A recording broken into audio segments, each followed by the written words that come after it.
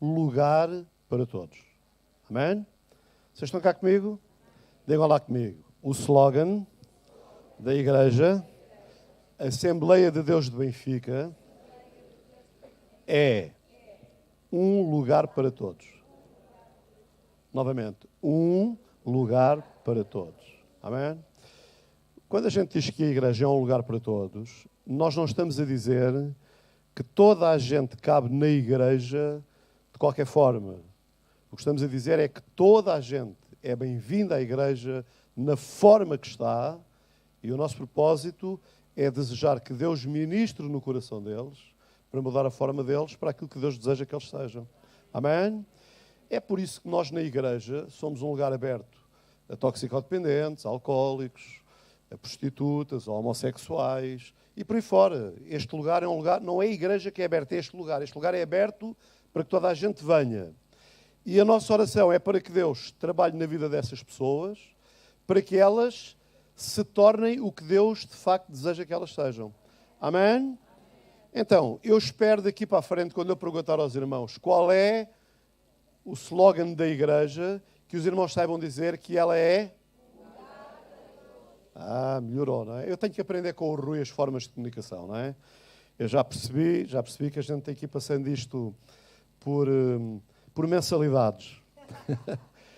E considerar que cada mensalidade é um pagamento final, não é?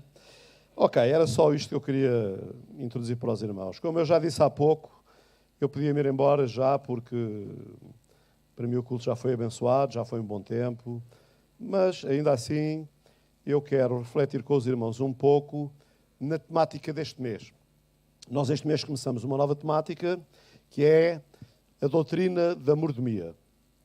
Doutrina da mordomia. E depois nós acrescentamos o prestar contas. Não há mordomia sem prestação de contas. Portanto, o prestar contas é um acrescente que não é necessário ficar lá, porque a doutrina da mordomia pressupõe necessariamente o ato de nós prestarmos contas àquele que nos chamou para sermos mordomos das coisas dele. Amém? Vocês estão cá? Eu vou ler alguns textos bíblicos, para já, peço a vossa atenção. Salmo 24, versículo 1 diz assim: Ao Senhor pertence a terra e tudo o que nela se contém, o mundo e os que nela habitam. Então, logo por definição, nós pertencemos ao Senhor. Ou seja, nós somos possessão dele. Amém? O apóstolo São Pedro, na sua primeira epístola, capítulo 4, versículos 10 e 11, diz: Servi uns aos outros conforme o dom que cada um recebeu. Eu gosto muito desta expressão. Porque hoje há uma tendência para nós acharmos que todos temos que ter os mesmos dons e passamos a vida a copiar os dons uns dos outros. E isto não é bíblico, irmãos. O que é bíblico é que a Bíblia diz que Deus deu a cada um disto. Está cá escrito: servi uns aos outros conforme o dom que cada um recebeu, como bons dispenseiros da multiforme graça de Deus. Eu não sou um bom dispenseiro quando eu ando a querer desenvolver os dons que Deus não me deu a mim. Eu ando a perder tempo, eu não me realizo, fico insatisfeito, fico frustrado, porque o que me realiza não é copiar A, B ou C, por muito bem sucedidos que sejam. O que me realiza é eu desenvolver o dom que Deus me deu a mim. Amém? E eu sei qual foi o dom que Deus me deu. Eu sei qual foi o dom que Deus me deu. E eu procuro viver nesse dom. Se eu tenho uma oportunidade ou outra para fazer alguma outra coisa, porque é oportuno, eu vou fazer como sei. Como sei. Eu não sou obrigado a fazer mais. Porque eu sou obrigado a desenvolver e a gerir bem o dom que Deus me concedeu a mim. E isto é muito importante, irmãos, porque isto não sou eu que estou a dizer, é a Bíblia, irmãos. Eu estou farto de dizer aos irmãos, farto é uma força de expressão, de dizer que a nossa regra é a Bíblia. A Bíblia. E não é um ou outro versículo da Bíblia, é a Bíblia como um todo. Se os irmãos lerem acerca dos dons que Deus dá, é muito claro, Deus dá a cada um, a cada um, a cada um. E nós não operamos. Irmãos, essa coisa de pensarmos que todos nós operamos nos dons todos é uma falácia. A única pessoa que pisou nesta terra que funcionava nos dons todos era o Senhor Jesus. Mais ninguém, mais ninguém, mais ninguém. Nós vamos funcionando no dom A, no dom B, e mais, e mais. Também quero dizer ainda aos irmãos que os dons, eu gostaria que os irmãos ficassem com atenção àquilo que eu estou a dizer. Os dons não são nossos. Os dons não são nossos. Os dons são do Espírito Santo. Amém?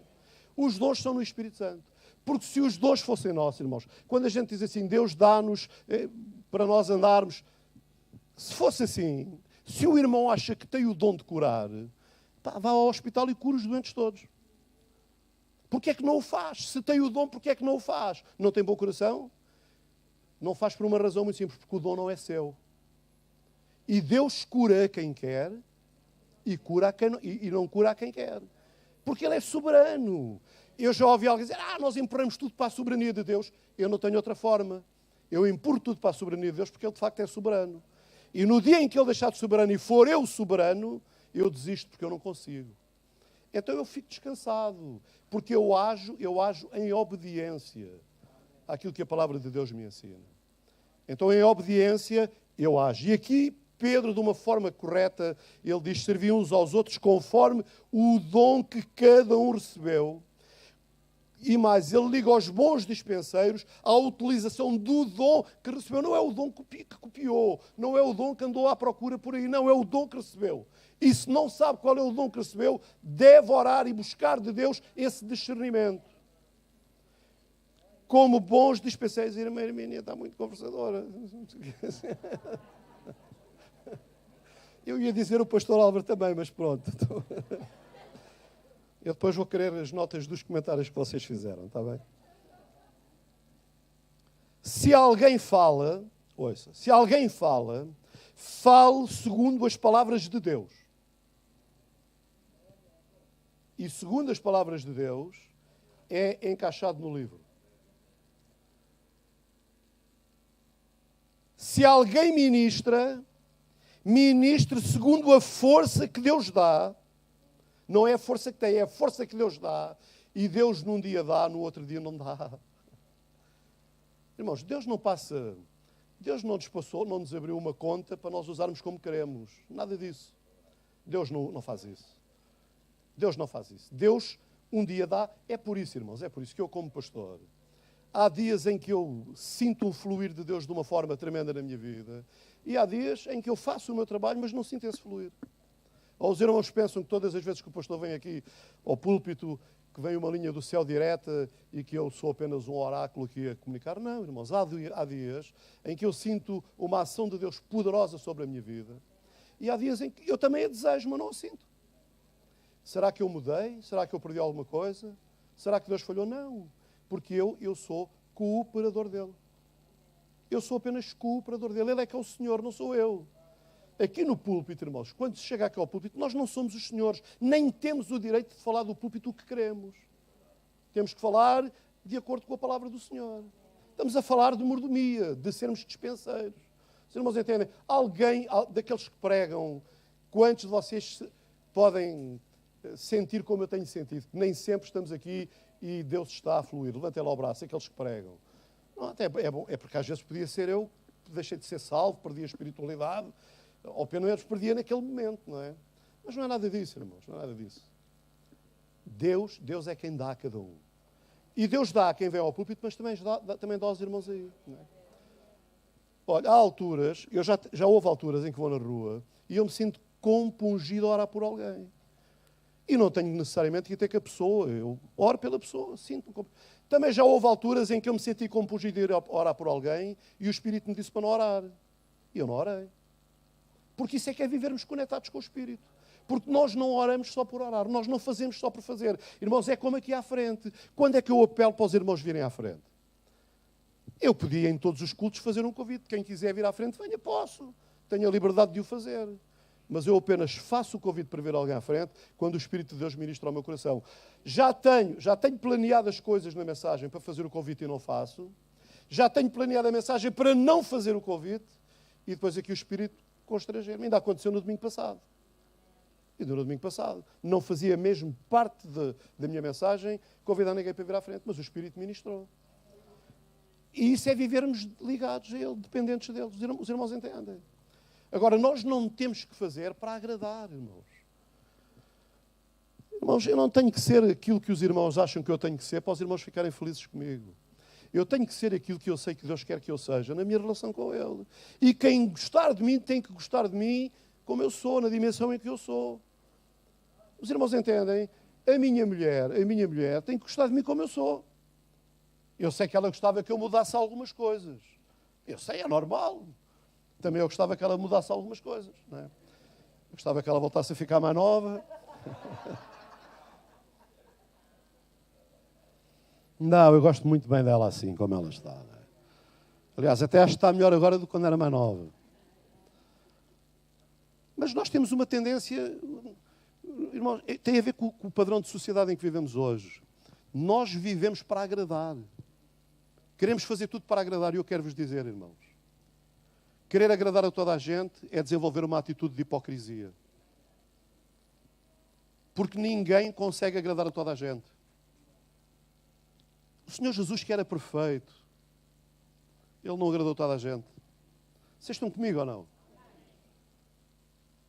E mais, o Senhor Jesus houve alguns casos em que nem se esforçou minimamente para agradar. Nem se esforçou minimamente para agradar. Antes, pelo contrário, foi contumaz nas suas palavras para cima de algumas pessoas. Raça de víboras. Nem parece o Senhor Jesus a falar. Vocês estão cá comigo? Porque o que a gente pensa é o Senhor Jesus devia ter tentado uma abordagem para tocar o coração deles, mas não foi. A abordagem do Senhor Jesus foi raça de víboras. Quem vos ensinou a fugir de ira futura, de ira vindoura? Então, irmãos, o princípio que está aqui é nós temos que trabalhar no dom que Deus nos deu. Amém? O dom que Deus nos deu, a graça que o Senhor nos concedeu, e o dom que Deus me deu, deu-me para eu chegar a alguns, assim deu-lhe um dom para chegar a outros, a outro deu dons para chegar a outros, e isto é o corpo, irmãos. O corpo não é um a ser tudo. O corpo é cada um a desempenhar o dom. O dom. Amém? O dom da operação no corpo. O irmão A vai chegar a algumas pessoas, o irmão B vai chegar a outras, o C vai chegar a outras, e quando chegarmos ao fim do alfabeto, temos toda a gente alcançada. Vocês estão cá? Quando falamos de mordomia, de administração, irmãos, por favor, os irmãos não se deixem esmagar pela ideia de que os irmãos têm que ser tudo, têm que fazer tudo, têm que conquistar tudo, têm que ser os melhores em tudo. Isso não é verdade. Não é verdade. Nós temos tendência sempre a procurar os melhores, ou pelo menos aqueles que nós achamos que são os melhores. Não é? É ou não é? Olha, estava aqui à porta da igreja um dia deste a falar com o meu genro, com um dos meus genros, com o Rui, e o Rui fez-me uma pergunta, e ele disse: sogro, se você tivesse que escolher alguém para fazer este trabalho, quem é que você escolhia? E eu prontamente disse: olha, certamente escolhia fulano ou cicrano. E ele disse: está a ver, essa é a escolha óbvia. Essa é a escolha óbvia. Porque nós sempre temos algumas pessoas na nossa cabeça que são aquelas pessoas maravilhosas. Vocês estão cá comigo? E ele disse: porquê é que você não pensa ao contrário e pensar em alguém que não é óbvio? Porque às vezes somos surpreendidos com aquelas pessoas que nós achamos que não têm o mesmo valor ou o mesmo talento, e quando elas têm uma oportunidade, elas revelam-se melhor do que os outros. Vocês estão cá? É ou não? É, vocês sabem, não é? Mas isto é uma graça que o Senhor tem que nos conceder. Porque isto é contrariar a nossa natureza. Vocês entendem? Contrariar. E eu acredito, irmãos, e acredito do fundo do meu coração, eu acredito aqui nesta igreja, há aqui valores muito grandes, e não são só aqueles que sobem ao púlpito. Eu acredito que entre a assistência há gente tão boa e até melhor do que aqueles que sobem ao púlpito, que ainda não se revelaram. Porque têm o dom escondido, ou porque têm medo de falar dele, têm medo que sejam considerados petulantes. E não é verdade, irmãos. Quando nós sentimos alguma coisa, é bom nós virem ter comigo com a liderança e dizer: irmão, eu sinto isto. E eu vou avaliar. Porque não é só, eu não vou dar oportunidade a alguém que chega ao pé de mim e diz: pastor, eu sinto que o meu dom é este. Não, eu quero avaliar, eu quero ver. Porque uma das coisas que eu tenho percebido na igreja também, ao longo dos anos, é que toda a gente tem o dom para o louvor. Toda a gente tem o dom para o louvor. Toda a gente acha que é cantor, toda a gente acha que pode. Ninguém tem o dom para porteiro. Vocês estão cá comigo? Os irmãos, imaginem que o meu corpo era só cabeça. Grande cabeça. Não é?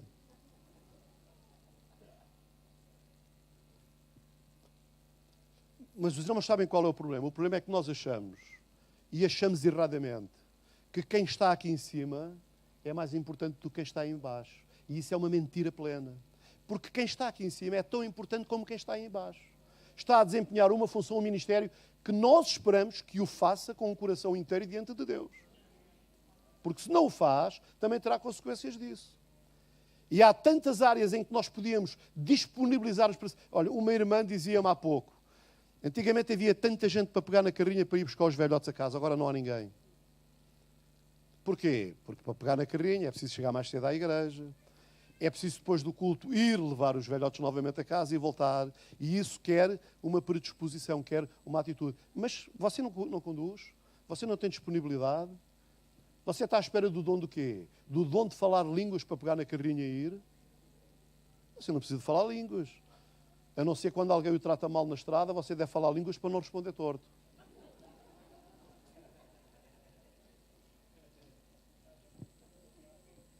Estamos a falar de mordomia, irmãos. A minha mulher está a estranhar a minha mensagem. Mas ela está porque ontem eu estive a pregar para ela à noite. Filha, eu não te podia pregar 2 vezes a mesma mensagem, não é? Eu ainda estou nos versículos, ainda não entrei na mensagem, não é? Então, vou ler novamente 1 de Pedro. Servi uns aos outros. Vocês estão cá? Uns aos outros. Vire-se lá para o irmão que está ao seu lado e diga lá. Irmão, uns, faça assim com a mão, faça assim. Uns aos outros. Alguém me vai dizer assim, pastor, como é que eu posso servir os outros? Olhe, sendo motorista da igreja, ao domingo para ir buscar os velhotes. Os velhotes, salvo seja, porque alguns não são assim tão velhotes, não é? Vocês estão cá? Servi, já não sei onde é que estou aqui. Servi uns aos outros conforme o dom que cada um recebeu como bons dispenseiros da multiforme graça de Deus. Se alguém fale segundo as palavras de Deus. Se alguém ministra, ministre segundo a força que Deus dá, para que em tudo Deus seja glorificado por Jesus Cristo. A Ele, só a Ele pertence a glória, o domínio para todo o sempre. Amém. 1 Coríntios 4, 1 e 2 diz, assim pois que os homens nos considerem como ministros de Cristo. Os irmãos não são obrigados a responder. Quantos irmãos aqui nos consideram, a mim, ao pastor Álvaro, como ministros de Cristo? Levantei lá o braço. Maioria, Álvaro, a maioria, está bom? A maioria, estamos salvos. É que nós pensámos que íamos para o desemprego. Estou a brincar, não é? Assim, pois, que os homens nos considerem como ministros de Cristo, ouçam, e dispenseiros, mordomos, dos mistérios de Deus. Ora, além disso, requer-se dos dispenseiros que cada um se ache fiel. Amém? Fiel na tarefa, na missão que ele assumiu desenvolver. Amém? Que cada um se ache fiel. Infelizmente, irmãos, infelizmente, a palavra mordomia, ela tem sofrido muito desgaste na nossa sociedade, não é? A palavra mordomia hoje não tem nada a ver com aquilo que a Bíblia refere como mordomia. Hoje nós falamos da mordomia como favores que o Estado normalmente concede a algumas pessoas. Diz, aquela pessoa tem aquelas mordomias, aqueles favores, não é? Vocês estão-me a acompanhar ou não?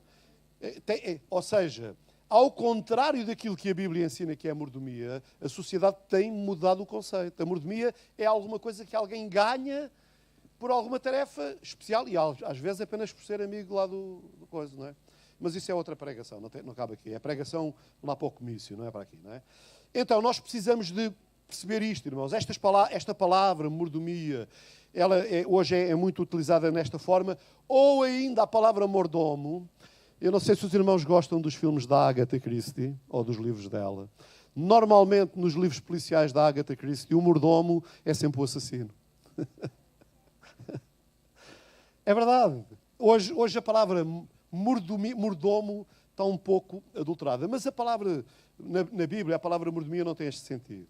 Estes sentidos, a palavra mordomia na Bíblia, tem um significado muito profundo, muito além do conceito simplista de governo material. A doutrina da mordomia cristã leva-nos à verdadeira filosofia da vida cristã. Amém? A mordomia da vida cristã leva-nos à forma, ao conteúdo, à dinâmica, à filosofia, ao conceito de como é que a vida cristã deve ser vivida e praticada. Amém? Os princípios básicos da vivência diária do crente são expostos nesta doutrina. Podemos dizer, irmãos, que a mordomia cristã ensina ao crente uma perspectiva global e administrativa de vida em todas as suas esferas. Eu vou repetir, eu acho isto tão importante que eu vou repetir. A mordomia cristã ensina ao crente uma perspectiva global e administrativa de vida em todas as suas esferas, não é apenas na vida espiritual, é em todas as dimensões da nossa vida. Precisamos ter esta disciplina, esta concepção de mordomia, de responsabilidade que Deus nos deu, porque quando nós temos a consciência plena de que nós somos mordomos, temos a consciência de que o somos porque alguém nos tornou e a esse alguém nós temos que prestar contas. Não há como ser sem prestar contas. Então, irmãos, das diversas palavras no grego, que eu vou passar rapidamente, porque eu não sei grego e também não quero ficar grego com estas definições. Das diversas palavras no grego para definir mordomia, algumas como oikos, que significa habitar, ou casa como lugar de habitação, oikeios, esqueçam, família, oikeios, família ou casa como conjunto de pessoas, oikodéspotes, o chefe da família ou senhor da casa, oiketes, servo do senhor da casa, cuja função é dentro da casa, ou oikonomos, que é a palavra que normalmente nós trazemos quando queremos refletir sobre mordomia, que significa, literalmente, administrador da casa. Esta palavra deu origem à palavra economo, de onde vem a palavra economato também, e que hoje é naturalmente traduzida como mordomo, que literalmente é aquele que é incumbido da direção da casa, ou seja, o administrador. É a pessoa a quem é entregue tudo quanto o Senhor possui para ser cuidado e desenvolvido. E é isso que o Senhor Jesus tem feito connosco. O Senhor Jesus fez isso com os 12 discípulos. Os 12 discípulos que o Senhor Jesus escolheu para serem administradores da obra que Ele veio começar e depois Ele foi embora. Vocês estão cá? Ele foi embora, entregou a eles. Mas o Senhor Jesus pede contas a eles. As 12 pessoas a quem o Senhor Jesus escolheu para a obra eram da perspectiva dos conceitos hoje empresariais modernos, eram as 12 pessoas menos expectáveis para desenvolver essa tarefa. É por isso, irmãos, que nós como igreja, há palavras na igreja, pelo menos na liderança, que a mim me arranham particularmente. Uma das palavras é, quando se pensa em alguém para a igreja, o perfil. Isso é da empresa, isso não tem nada a ver com a igreja. Nas empresas tem que se ter um perfil, a pessoa tem que ter aquele perfil A, o perfil B. Na igreja, o perfil da pessoa é ser cheio de Espírito Santo, comprometida com Deus e com um coração aberto para Deus trabalhar. Eu prefiro uma pessoa comprometida com Deus do que uma pessoa cheia de dons e talentos. Vocês estão cá. Porque eu conheço muita gente cheia de talentos, mas que, enfim, não dá nada. Porquê? Porque não são comprometidas com Deus. Não vivem na dependência do Espírito Santo. Elas sabem muito, mas é uma sabedoria humana, não é divina. E nós precisamos de inspiração divina para a nossa vida. Amém?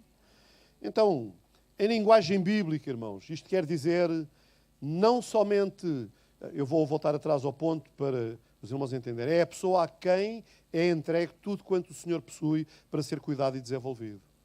E isto quer dizer, irmãos, em linguagem bíblica, não somente terras, dinheiro, joias e bens materiais em geral, mas também, ouçam, também, o cuidado da esposa. Está aqui os maridos. Os maridos, levantem lá o braço para mim. Ser um bom administrador é saber cuidar, é administrar sobre a esposa que Deus lhe concedeu. Vocês estão cá? É ser um mordomo para ela, alguém que cuida, porque nós já vimos, mordomo é aquele que cuida. Então, na área familiar, é o marido que cuida da esposa, é a esposa, estão aqui mulheres casadas, levantem lá o braço, é a esposa que cuida do marido, amém? Faz parte desta mordomia, amém? São os pais que cuidam dos filhos, são os filhos que cuidam dos pais. E deixa-me aqui abrir um parênteses. Cada vez mais eu tenho... A ver se eu não caio. Tenho consciência de que, à medida que os pais vão envelhecendo, eles se tornam um peso para os filhos. São descartáveis. Os filhos não querem ter paciência para cuidar dos pais. Se podem mantê-los longe, é o que eles fazem, não é? Porque hoje, infelizmente, pensa-se que a velhice que é um fardo muito grande. E eu esta semana, eu vou trabalhar em cima disto. Esta semana peguei num livro, é um livro que já tenho há uns 20 anos, não é? Comprei na altura, disse talvez um dia este livro me faça falta, não é? O título do livro é, vocês querem saber? Eu vou-vos dizer, mas cruzam de ir à procura porque já não há. O título do livro é Fui novo e agora sou velho. Calma, mas não acaba. E depois vem a pergunta, e então? E então? Qual é o problema? Qual é o problema? E os irmãos vejam como este conceito de marginalizar os velhos, que é um conceito da sociedade, ele entrou na igreja. Querem um exemplo? Eu vou dar um exemplo. Nós fazemos um programa especial para as criancinhas, e eu quero-vos dizer que cada vez há mais velhos na igreja do que crianças, e isso não é nenhuma aberração, isso é apenas um fenómeno social dos nossos dias, porque a população cada vez é mais velha. Ou seja, por cada criança que nasce há 3 velhos. Vocês estão cá?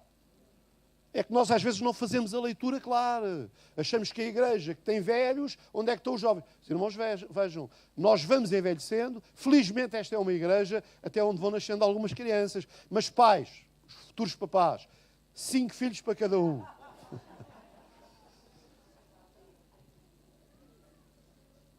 Ok? Juntam-se à equipa do Zé Carlos, que tem 3, do Álvaro, do Ruben, que fazem parte das famílias alargadas, é isso que se chama, não é?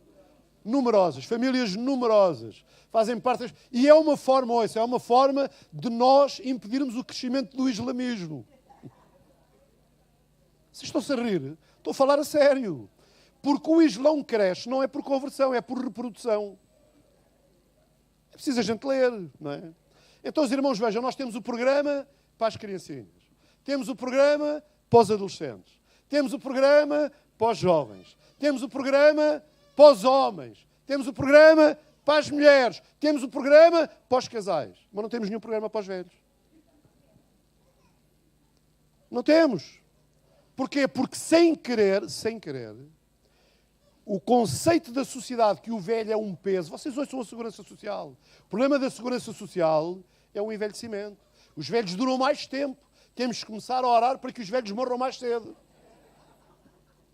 Porque senão alguns dos velhos daqui, dos futuros velhos, não vão ter forma. Estou eu a brincar, não estou a... Estou apenas a exagerar a especulação daquilo que se diz. Mas quer queiramos, quer não, isto acaba por nos impactar dentro da igreja. E eu vou prometer, quem é que aqui é velho? É velho não, é idoso. Eu vou-vos dizer, socialmente é considerado idoso alguém que tenha mais de 60 anos. Quem é que é idoso? Levante lá o braço. Olha, eles com mais de 60 anos nem se manifestam, não é?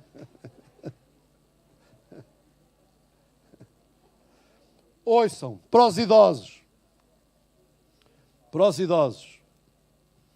Eu comprometo-me hoje aqui diante de vocês que em setembro ou em outubro, que eu não posso afirmar qual é o mês, em setembro ou outubro, nós vamos fazer um programa especial para os idosos. E o orador desse programa sou eu.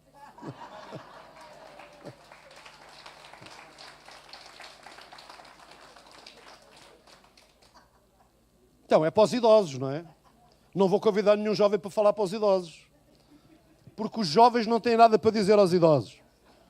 A não ser... Não. A única coisa que os jovens dizem aos idosos é o meu cota. O meu velho.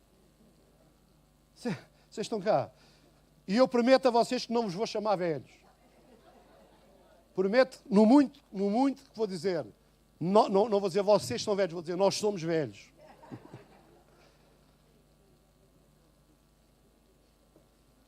Porque eu não me sinto velho. Eu não me sinto idoso. A minha mulher ontem íamos... Foi ontem ou hoje, quando íamos para a igreja, ou ontem, íamos, e passou alguém, um senhor de bengalinha, e a minha mulher disse, olha, ali é que vai um idoso. E eu pensei, e aqui dentro mais dois. No conceito social, já estamos aí. Alguém teve a amabilidade de me dizer, pastor, não desanime por ter feito 65 anos, paga só meio bilhete nos transportes públicos. E passa a pagar meio bilhete quando vai aos museus. Sim. E eu pensei, não, deviam era dar-me um cartão para ter 50% de desconto no gasóleo. Porque eu não ando nos transportes públicos, não tenho tempo para andar nos transportes públicos. Mas pronto, lá está mais uma discriminação dos idosos, não é? O idoso tem que deixar de conduzir, não é?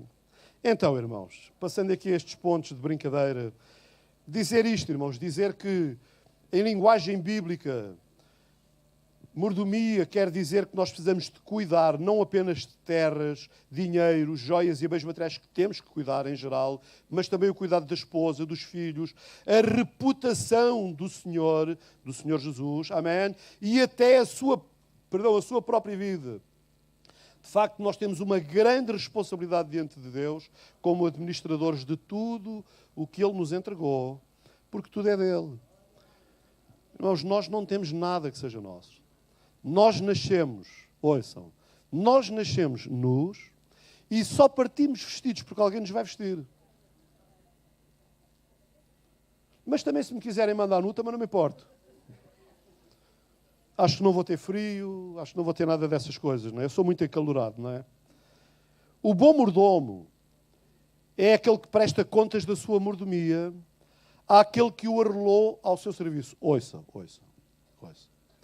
Damos contas a Deus, amém? Mas não acaba aqui.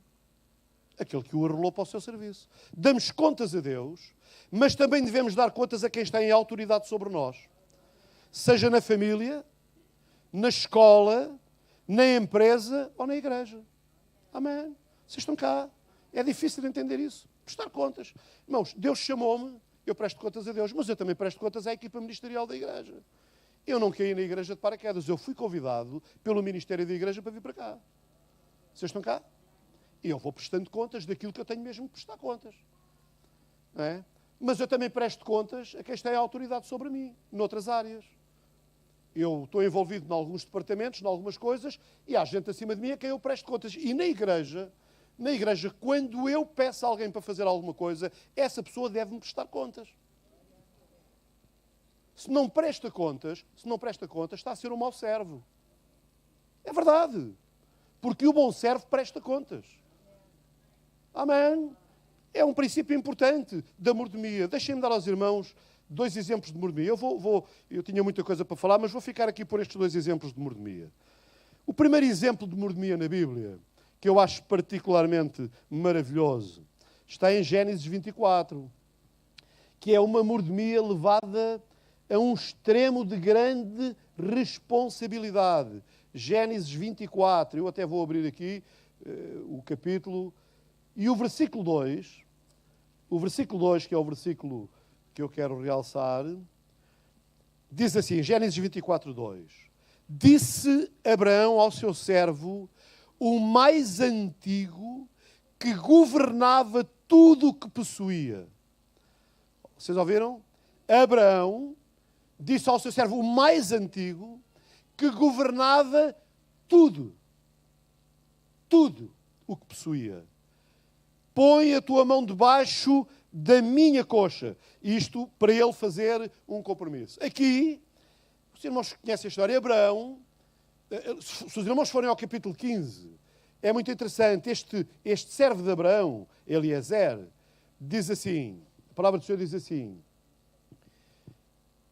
então Abraão, versículo 2 também, então disse Abraão, ó Senhor Deus, que me darás se continuo sem filhos, e o herdeiro da minha casa é o Damasceno Eliezer. Ou seja, este Eliezer, que era servo de Abraão, que era o mordomo, o administrador das coisas de Abraão, na cabeça de Abraão, porque ele já era avançada a idade, e a promessa de Deus não se cumpria na sua vida, ele via naquele administrador uma pessoa da sua profunda confiança, a quem ele tinha colocado tudo, ele via nele o seu possível herdeiro.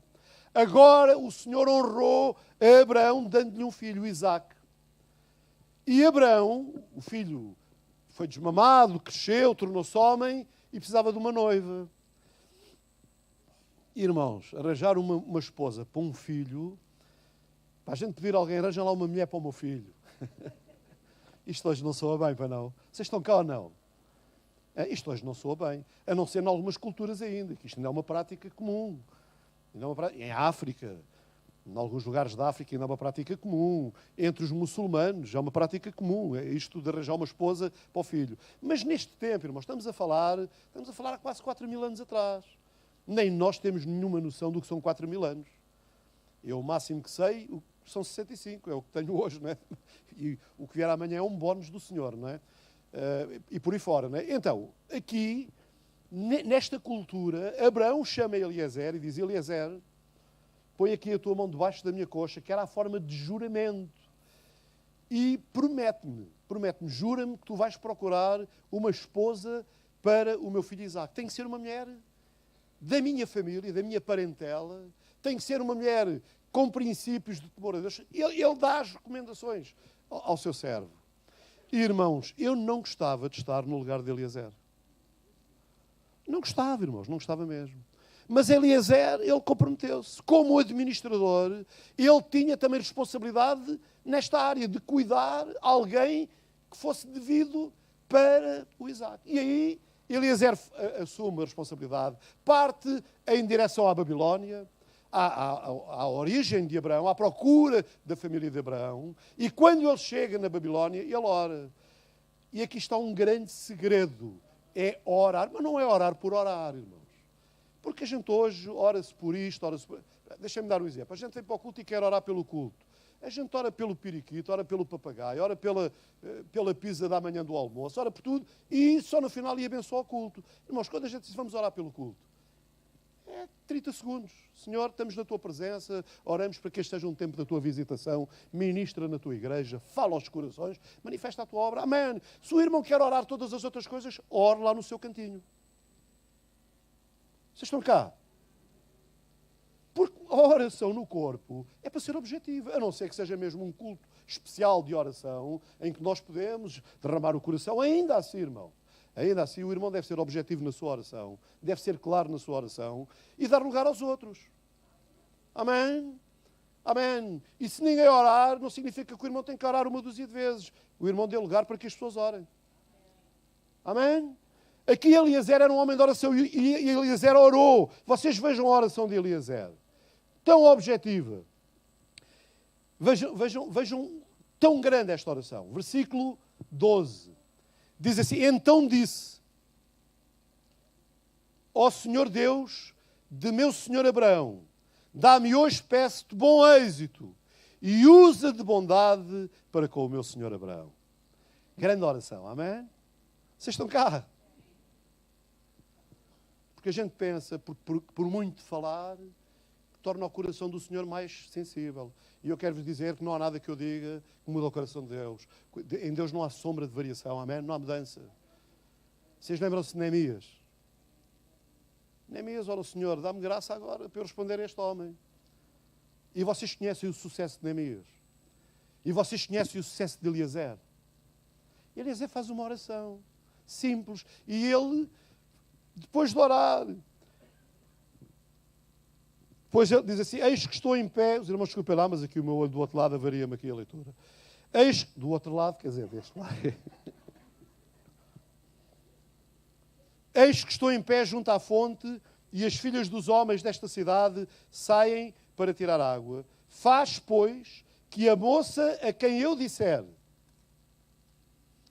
abaixa o teu cântaro, peço-te, para que eu beba, e ela responder, bebe, e uma oração, uma prova difícil.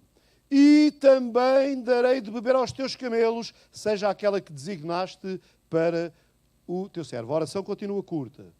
Antes que acabasse de orar. É uma coisa impressionante, não é?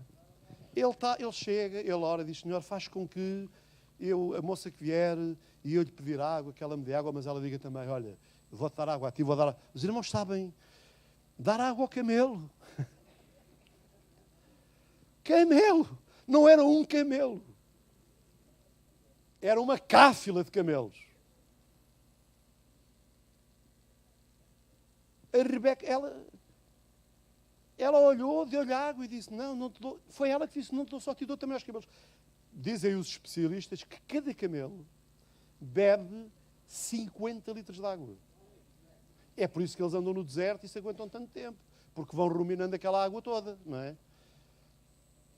De um oásis até ao outro, eles têm que ter reserva, não é? É por isso que há um anúncio que diz, beba água, não seja camelo.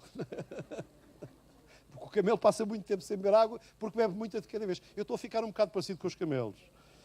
Eu bebo normalmente 2 litros de água por dia e bebo 7 litros e meio de cada vez. Tenho uma garrafa de 7 litros e meio, não sei parar, meto aquilo à boca, vai toda seguidinha, não é? Depois fico assim com uma barriga de água, não é? Depois, passado um bocado, bebo outra e ao fim do dia, normalmente bebo mais de meio litro de água e depois de noite é uma chatice, não é? Mas pronto, mas eu preciso de beber água. Agora vocês vejam, hoje dar água a camelos não é difícil, porque a gente abre a torneira. A gente abre a torneira. Eu às vezes gostava que os irmãos fossem comigo. Por exemplo, a Guiné, não é a Bissau, hoje em Bissau também já há torneiras, embora muitas vezes elas não funcionem, não é? Mas gostava que os irmãos fossem comigo, por exemplo, para o interior, para Buba, por exemplo, a cidade onde temos a escola, onde a torneira é o poço. Sempre que a gente precisa de água, vai ao poço. E é um balde. Os irmãos, a gente não tira um balde de 50 litros de água. Aquilo é um balde igual aos nossos. É um balde de 10 litros, mas não vem em 10 litros. Agora vocês vejam quantas vezes é preciso levar o balde ao fundo do poço e puxar a água para dar de beber a uma porrada de camelos. Não é? Uma porrada deles. Foi uma atitude tremenda. Este é um sinal difícil, porque nós temos tendência a pôr sinais diante do Senhor. Senhor, hoje a meteorologia diz que estão 35 graus, penso eu, não é? Se eu quero uma resposta, digo, Senhor, faz com que amanhã estejam só 34 graus. Não brinco, não é? Não brinco. Porque isso deveria de termómetro para termómetro, não é? Não é muito sério, não é? Nós, quando pomos um sinal ao Senhor, tem que ser um sinal, de facto, que prove o Senhor. O sinal que Eliezer pôs não foi fácil. O Senhor, que a moça que vier, que seja a tua escolha, que ela se prontifique a dar água aos camelos, não é? Faz lembrar a história de Gideão, não é? Quando ele pôs o sinal diante do Senhor, faz com que haja geada em todo o lado, menos no novelo de lã, que ficou na rua. Isto é uma prova difícil. E no outro dia o Senhor faz com que haja geada apenas no novelo de lã e esteja tudo seco à volta. Isto é realmente uma prova, não é? É uma coisa séria, não é? Eliezer fez uma prova. Ele era um homem... Aqui o que eu quero realçar não é Rebeca, porque os irmãos depois leem lá em casa a história. O que eu quero realçar é que Eliezer, como mordomo que era, ele era esforçado, ele era cuidadoso, porque ele sabia que tinha que dar contas. Ele sabia que tinha que voltar para Abraão e o resultado do seu trabalho iria ou alegrar ou entristecer o coração de Abraão. E no caso, irmãos, alegrou o coração de Abraão. Amém? Porque Eliezer era comprometido. Ele era um bom mordomo. Amém? Ele era um bom mordomo. Ele era um homem que buscava a Deus de forma objetiva. Ele não se dispersava. O meu trabalho hoje é sobre isto que eu estou a orar. Amanhã estou numa outra situação, sobre essa situação eu irei orar. E o outro caso que eu quero realçar para os irmãos, também de uma boa mordomia, é de José. José, Gênesis capítulo 39, versículos 4 e 6. E vou terminar com passando aqui por José, não é? Gênesis 39, 4 e 6 diz: logrou José, ele está em casa de Potifar, logrou José mercê perante ele a quem servia. E ele o pôs por mordomo da sua casa e lhe passou às mãos tudo o que tinha. Tudo o que tinha. Só houve uma coisa que ele não passou às mãos dele, que foi a esposa, não é? E desde que o fizera mordomo da sua casa, veja isto, desde que o fizera mordomo da sua casa e sobre tudo o que tinha, o Senhor abençoou a casa do egípcio por amor de José. E é isto que Deus quer, irmãos. Quando nós somos bons mordomos de Deus, Deus abençoa a nossa casa. Amém? O princípio da bênção na nossa casa passa por nós termos uma atitude correta de serviço naquilo que Deus nos concedeu. Amém? E isto acontece na minha família. Quando eu sou um bom mordomo na minha família, Deus abençoa a minha família. Amém? E eu sou grato a Deus. Eu sou grato a Deus. Porque quando eu penso que tenho 65 anos, eu não estou nada preocupado com o envelhecimento. Porque eu estou feliz, não é preocupado pelo envelhecimento, estou feliz porque chego aos 65 anos realizado. Realizado. Porque Deus me concedeu uma esposa que é uma companheira que eu amo. Amém? Deus me concedeu filhas que são uma bênção para mim. Deus me concedeu genros de quem eu tenho, amo-os como amo as minhas filhas. E concedeu-me netos que são a minha alegria. Mas mais do que isso, o Senhor chamou-me para o seu ministério. E eu tenho procurado servir a Deus com o coração inteiro. Eu tenho feito da igreja a minha prioridade. Ouçam, eu tenho feito da igreja a minha prioridade. Eu deixo a minha família de parte para cuidar das coisas da igreja. Porque eu sei que Deus cuida da minha família. Porque se eu buscar primeiro o reino de Deus e a sua justiça, amém? Se eu buscar primeiro o reino de Deus e a sua justiça, Deus vai cuidar do resto. Amém? Mas se eu trocar as prioridades, se eu me focar nas outras coisas e deixar o reino de Deus ligeiramente para trás ou ao lado, então eu tenho as prioridades trocadas. E isto é uma coisa necessária na vida de cada um de nós, irmãos. Quando a palavra de Deus, quando o Senhor Jesus exortou, buscai primeiro o reino de Deus, Ele não está a falar para pastores. Ele está a falar para uma multidão de pessoas que o seguiam. Vocês estão cá comigo? Quando a palavra de Deus diz, buscai primeiro o reino de Deus e a sua justiça, Ele está a falar para mim, está a falar para a minha mulher, está a falar para si. Para si. Porque ser bom mordomo de Deus é nós termos o coração colocado na administração das coisas que Ele nos concedeu. E se Ele me chamou para o ministério, ouçam, se Ele me chamou para o ministério passou a ser o meu foco de prioridade. Porque a minha família Ele vai cuidar. E porque eu sempre fiz isso, eu sou abençoado. Amém? Vocês estão comigo? Agora, irmãos, os irmãos querem ser abençoados. Quem quer ser abençoado? Levante lá o braço. Estabeleça a sua prioridade. Veja o caso de José. Você reparou nas palavras, no que diz aqui a Bíblia? Diz, e desde que o fizera a José, mordomo da sua casa, e sobre tudo o que tinha, o Senhor abençoou a casa do egípcio por amor de José. O Senhor abençoará a sua casa por amor a si, por amor à sua entrega, por amor ao seu envolvimento, à sua dedicação. Quando nós buscamos a Deus, quando nós nos colocamos nas mãos de Deus, em prioridade, Ele vai cuidar do resto. Porque quando eu busco, Ele também me concede a graça e a sabedoria para eu saber estar e para eu saber lidar. Amém. Deixem-me acabar de ler aqui assim. A bênção do Senhor estava sobre tudo o que tinha, assim em casa como no campo. Potifar, tudo o que tinha, confiou nas mãos de José. Amém? Tudo o que tinha, confiou nas mãos de José. E José tornou-se uma bênção tremenda. Mas sabe porque é que José se tornou uma bênção tremenda? Os irmãos leiam a vida de José. Porque José era um homem que tinha feito de Deus a sua prioridade. Amém? Amém? Digam lá comigo, José tinha feito de Deus a sua prioridade. Aleluia! E porque ele tinha feito de Deus a sua prioridade, a vida de José foi uma vida de muitas lutas, de muitas tribulações, mas de vitórias das quais nós ainda hoje falamos. Amém? Lembramos mais facilmente as vitórias de José do que as tribulações dele. Porquê? Porque ele fez do Senhor a sua prioridade. Quando aquela mulher o tentou, o que é que ele disse? Cometeria eu um pecado destes contra o Senhor? E depois contra o teu marido? A prioridade de José não era o marido dela, era o Senhor. Era ele saber. Porquê? Porque ele era mordomo de Potifar, mas antes de ser mordomo de Potifar, ele era mordomo de Deus. Amém?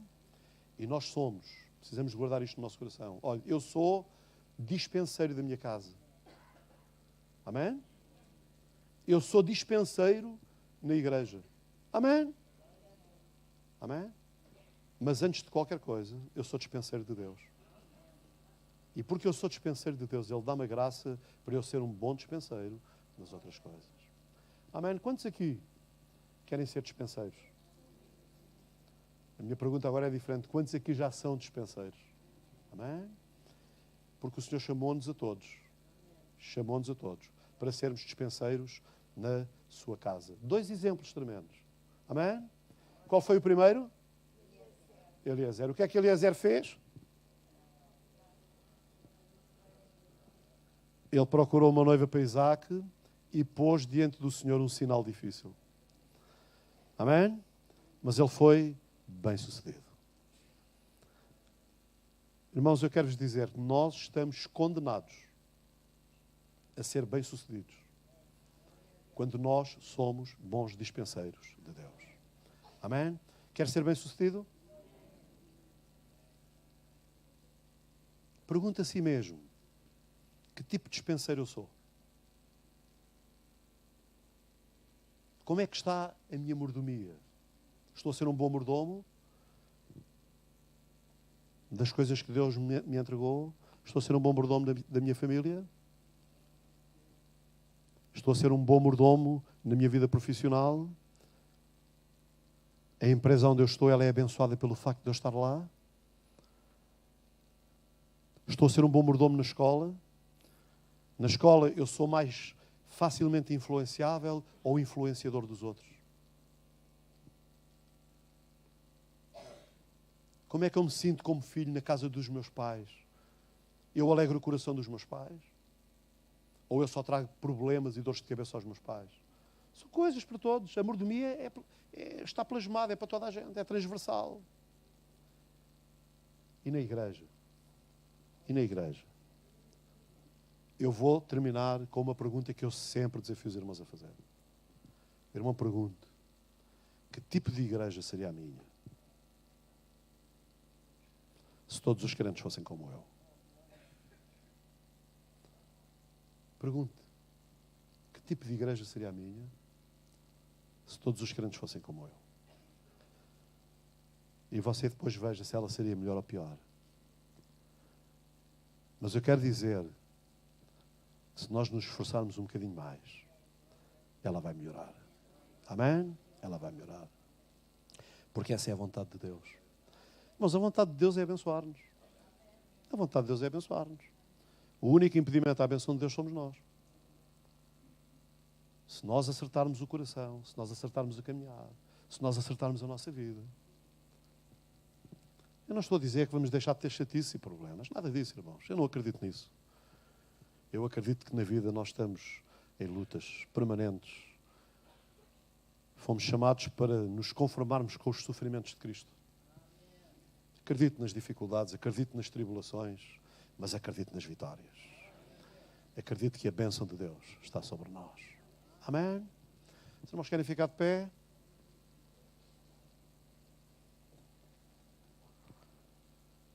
Eu convidava o Zé Carlos para cantarmos aquele coro novamente. Aquele coro que já cantámos algumas vezes. E vamos fazer deste coro uma oração, irmãos. quero ser somente teu, não é? Penso que é assim, não é? Ok? Vamos avaliar a nossa vida, irmãos, diante de Deus.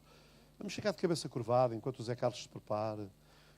Vamos ficar de cabeça curvada, irmãos. E pensa um pouco nisto. Como é que está a sua mordomia? Como é que está a sua administração em tudo aquilo que o Senhor lhe concedeu? E se acha que pode melhorar, diga: Senhor, ajuda-me a melhorar. Ajuda-me a melhorar. Ajuda-me a ser bem-sucedido. Amém. Neste propósito. Enquanto cantamos, os membros do ministério podem ir lavar as mãos e a igreja, toda a igreja vai subir neste propósito. Amém? Aleluia, Jesus. Aleluia, Jesus.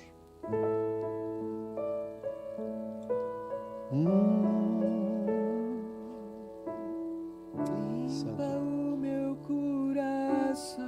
Aleluia, Jesus, faz isso. Abre os meus olhos para que eu possa ver. Amém, amém, amém.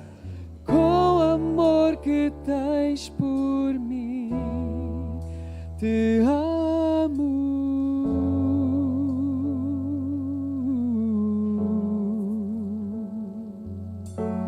Quero ser igual a ti. Tudo o que sou é para teu louvor, pois contigo vou viver para sempre.